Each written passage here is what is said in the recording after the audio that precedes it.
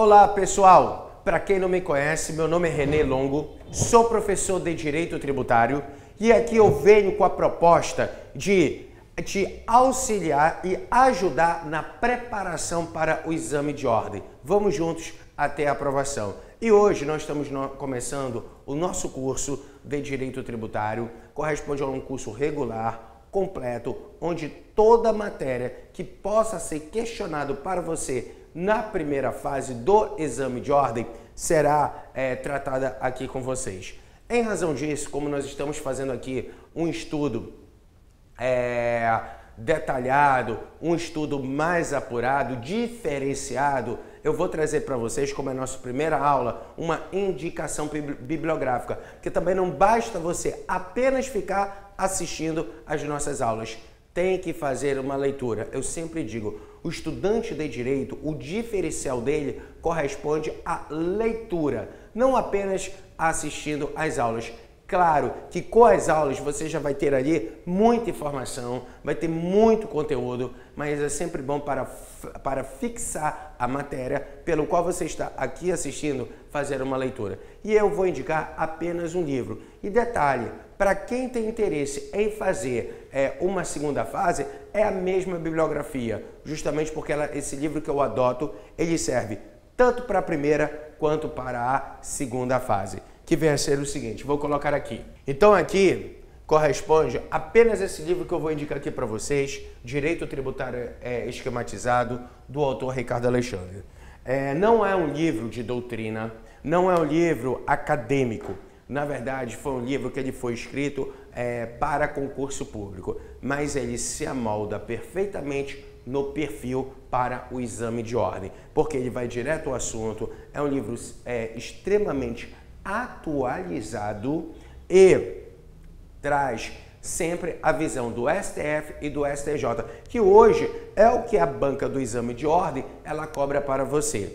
Nós vamos ter aproximadamente 4 questões na prova da primeira fase, que isso representa 5% da sua prova. Parece ser pouco, mas muitas vezes faz toda a diferença entre você, como eu sempre digo, ficar entre a primeira e a segunda fase. Você precisa acertar pelo menos 40 das 80 questões. E ora, se aqui eu já tenho 4%, então você pode parar para fazer a seguinte análise, que representa a 10% do teu acerto ou 5% do total da prova. Então, fica aqui a indicação referente ao livro do Ricardo Alexandre. Agora, detalhe, você pode perguntar para mim, mas professor, eu tenho um livro pelo qual eu estudei na faculdade e eu queria saber se eu poderia utilizá-lo. Olha só, existem livros e livros direcionados para o que você pretende. Por quê? Todo livro que você pegar de direito tributário, obviamente, vai ter um conteúdo. Contudo, o diferencial de um livro para o outro é exatamente como ele aborda determinado conteúdo. Às vezes tem um livro que não se adapta muito bem na leitura, ou outros que se adaptam, mas é extremamente acadêmico. Livro muito acadêmico tem o problema, principalmente quando você vai fazer uma prova do exame de ordem ou até mesmo para concurso público, é colocar muito o posicionamento que aquele autor defende. Isso pode ser prejudicial porque às vezes o autor ele tem um posicionamento isolado, só ele defende determinado ponto e não diz que é isolado. E às vezes você lê e acredita aquilo como uma verdade absoluta. Então essa é a minha preocupação, principalmente em indicar o do Ricardo Alexandre, porque ele é um livro que dificilmente você vai visualizar o Ricardo Alexandre dando o posicionamento dele. Ele sempre vai dizer, ó, de acordo com o STF, de acordo com o STJ. E essa que corresponde à abordagem realizada no exame de ordem.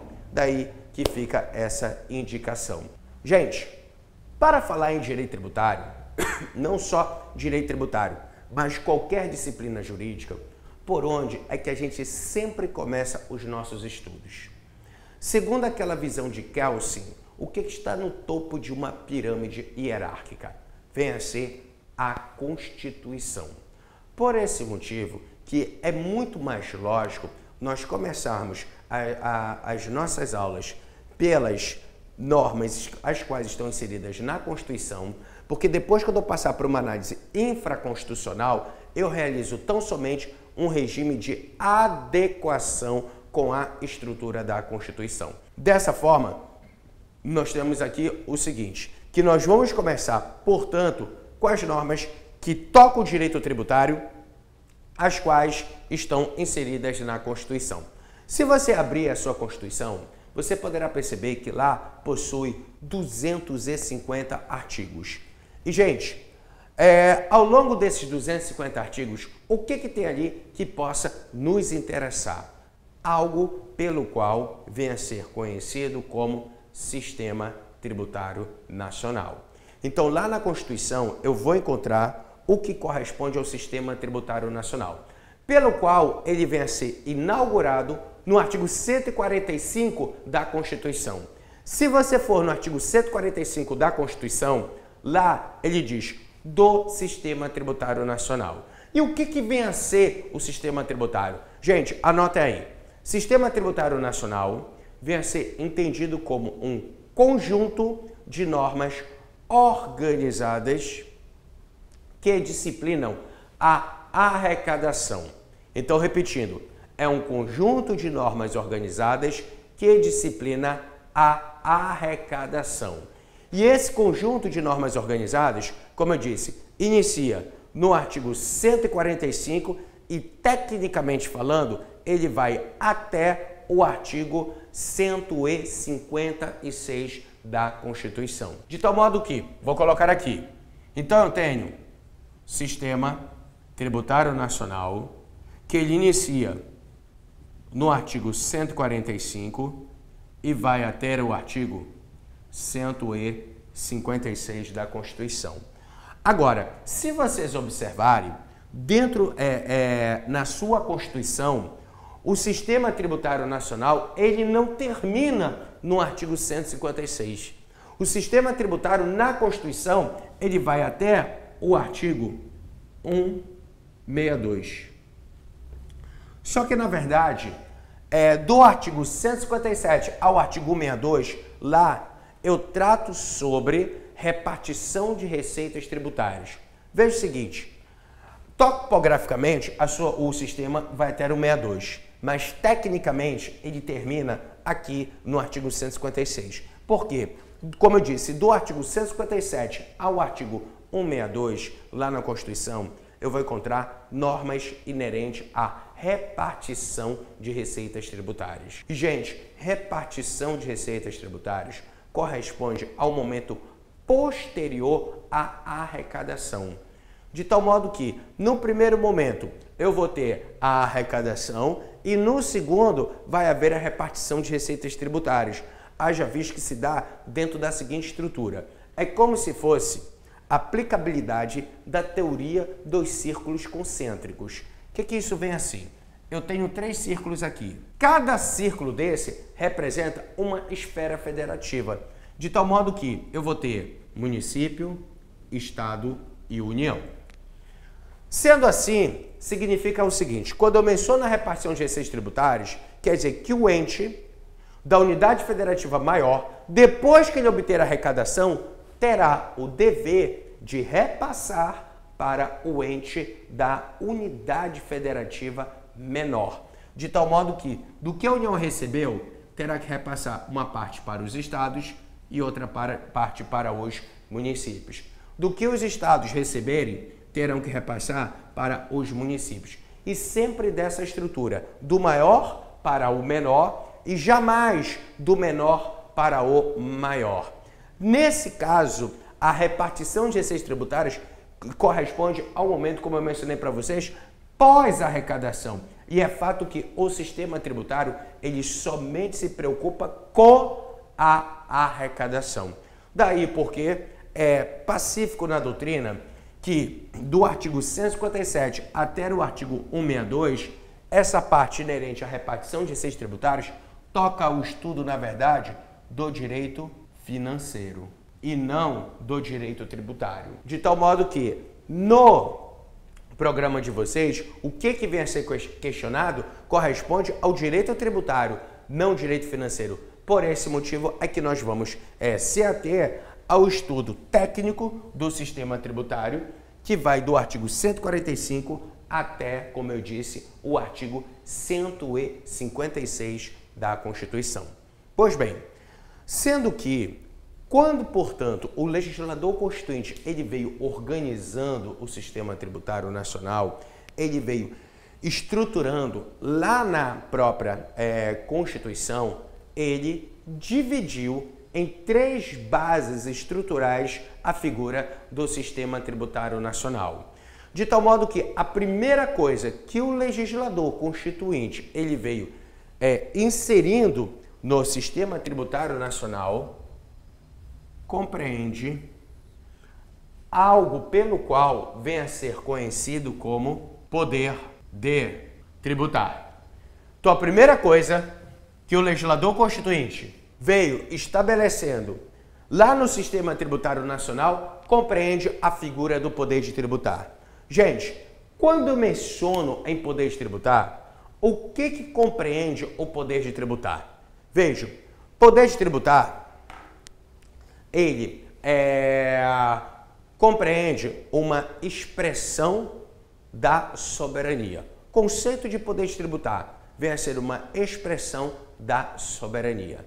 E aí você fala, poxa, mas expressão da soberania, o que vem a ser isso? Gente, soberania corresponde a um poder que nós vamos entregar ao Estado para que ele possa organizar as pessoas em sociedade. Não é à toa que, se eu for lá na Constituição, no artigo 1º, parágrafo único, lá é bem claro ao dizer que todo poder emana do povo, que exerce por meio de seus representantes eleitos ou diretamente nos termos da própria Constituição. Tanto é que, se você abrir aí a sua Constituição, ela vai estar dito isso. Artigo 1º, parágrafo único da Constituição. Então, repetindo, todo poder emana do povo, que exerce por meio de seus representantes eleitos ou diretamente nos termos da Constituição. Ora, que poder é esse que emana do povo? O poder soberano. De tal modo que, quando se fala nesse poder soberano, significa que o Estado que ele recebe do povo, esse poder é para, como eu disse, organizar as pessoas em sociedade. Só que esse poder ele se desmembra em vários outros poderes, levando em consideração o âmbito de sua atuação. Tanto é prova que, por exemplo, sem ser no âmbito do direito tributário, vou pegar aqui alguns exemplos para a gente poder trabalhar melhor sobre isso. Quando eu falo que uma pessoa ela pratica um fato típico, antijurídico e culpável, praticou, obviamente, um crime. De tal modo que o Estado, portanto, por meio do seu ius puniendi, o que isso aqui significa? Poder de punir, vai retirar a pessoa do convívio social. De tal modo que o Estado vai dizer, olha, você que praticou um ilícito, então o que o Estado vai dizer? Eu vou retirar a sua liberdade, independentemente da sua vontade. Quando o Estado está utilizando o seu poder de punir, o seu ius puniendi significa que está agindo com a sua atividade soberana. Porque ele vai retirar a pessoa do convívio social independentemente da vontade dela. Não adianta a pessoa chegar e dizer o seguinte, eu não quero sair do convívio social. Porque o Estado, nesse momento, ele não pede, ele manda, ele ordena, ele vai agir de acordo com a sua atividade soberana. De um outro lado, também posso indicar para vocês como sendo uma exteriorização da atividade soberana, o poder de polícia. O que é o poder de polícia, senão o poder que o Estado tem de limitar a atividade do particular em benefício da coletividade.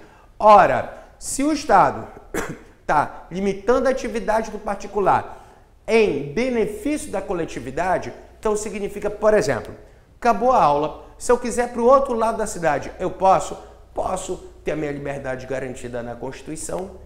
Contudo, se eu for dirigindo veículo automotor, eu tenho que observar regras de trânsito. Eu não posso avançar o sinal vermelho, eu não posso exceder o limite de velocidade, sob pena de ser multado. E o Estado, quando está me multando, está agindo com a sua potestade, com o seu poder de império, ou seja, com a sua atividade soberana. E por fim, cheguei aqui no poder de tributar. Gente, observe o que eu falei até então. Poder de punir, poder de polícia e poder de tributar. São poderes do Estado que exteriorizam a sua atividade soberana. No caso, por que o poder de tributar ele deve ser compreendido como uma exteriorização da atividade soberana? Pela simples pergunta aqui que eu vou colocar para vocês. Alguém aqui, no caso, algum de vocês, por acaso, gosta de pagar tributo? Algum de vocês aí tem algum prazer indescritível em pagar tributos? Obviamente que não. De tal modo que ninguém paga tributo porque quer, ninguém paga tributo porque gosta, ninguém paga tributo porque sente prazer. Sendo assim, todo mundo paga tributo porque ele é obrigado. O tributo não é facultativo, todo tributo é obrigatório.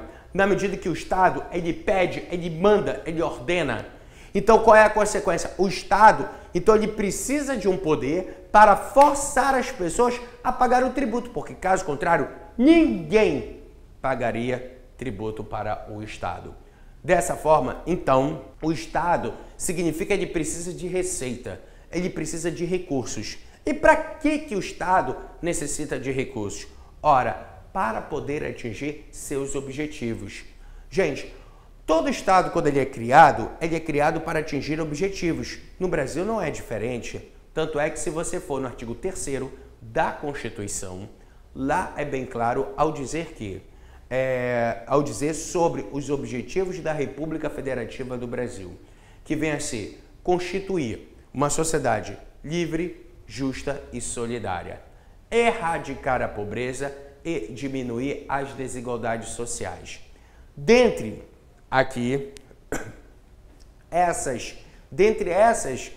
esses objetivos, se eu pensar, por exemplo, a diminuição das desigualdades sociais, como é que o Estado vai fazer?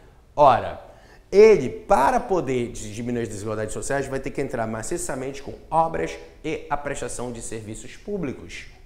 Contudo, como nós vivemos num país capitalista, significa que ninguém vai trabalhar para o Estado de graça. Ninguém vai construir sem receber qualquer valor. De tal modo que o Estado ele precisa de recursos para manter toda essa infraestrutura. E é fato que ele não consegue esses recursos advindo da exploração do seu próprio patrimônio.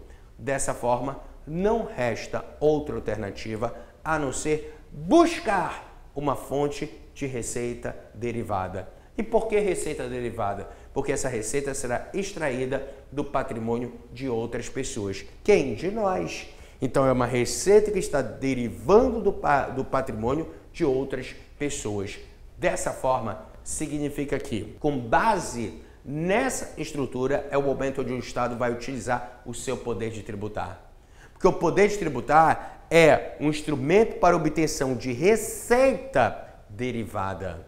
Então, significa o seguinte, que com o poder de tributar, é o poder que o Estado tem de impor a todas as pessoas o dever de contribuir.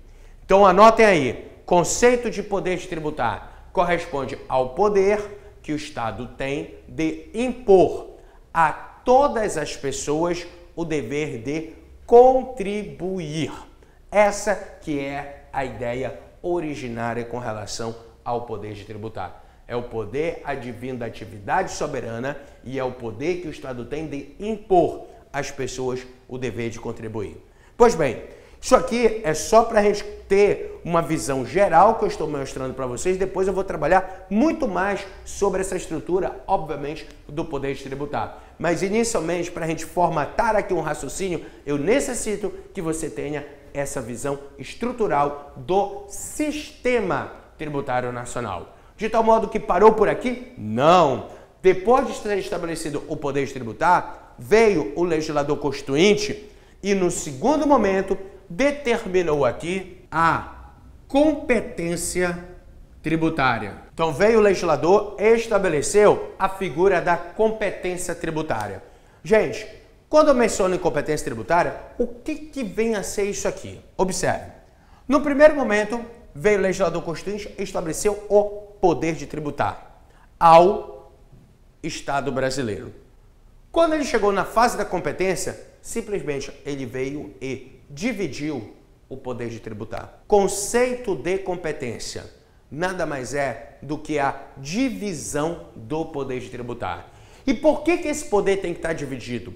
O que vai fundamentar a divisão desse poder? Gente, a forma de Estado pelo qual nós adotamos.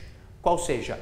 A federação. O que é a federação, senão um conjunto de unidades autônomas? União, estados, municípios e Distrito Federal. Mas para que eu possa ter um conjunto de unidades autônomas, eu tenho que entregar a eles independência financeira. Gente, não se faz autonomia sem independência financeira.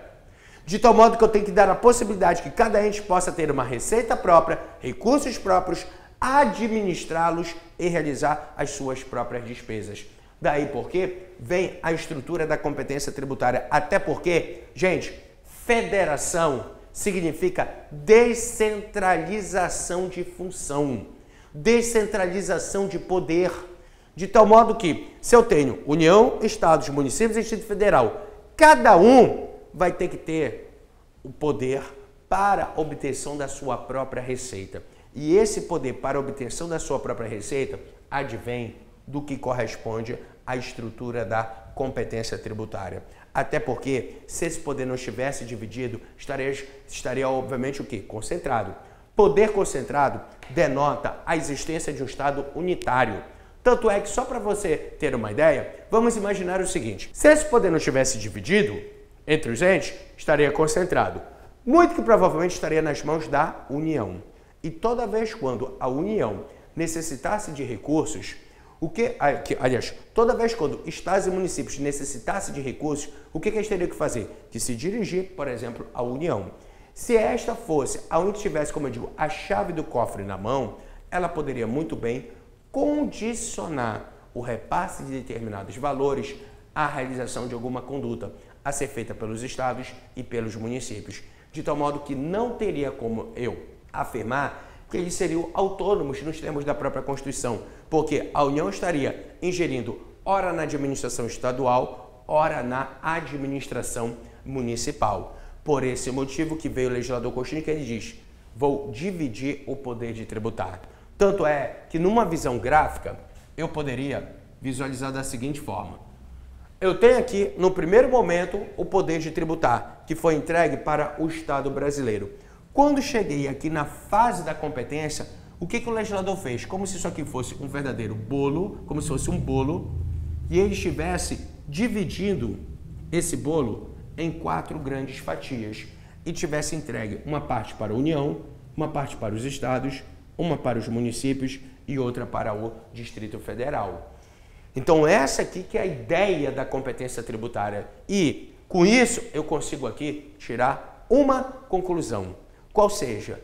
Gente, somente ente da federação possui competência tributária.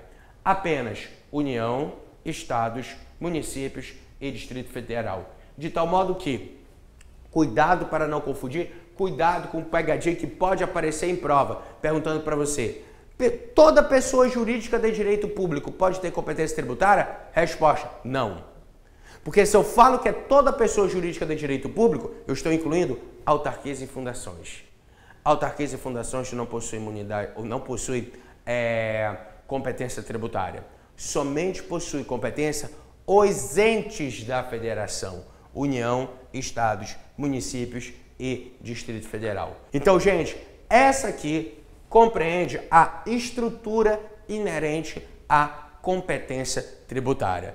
Pois bem, fechei aqui esse bloco e no próximo a gente continua.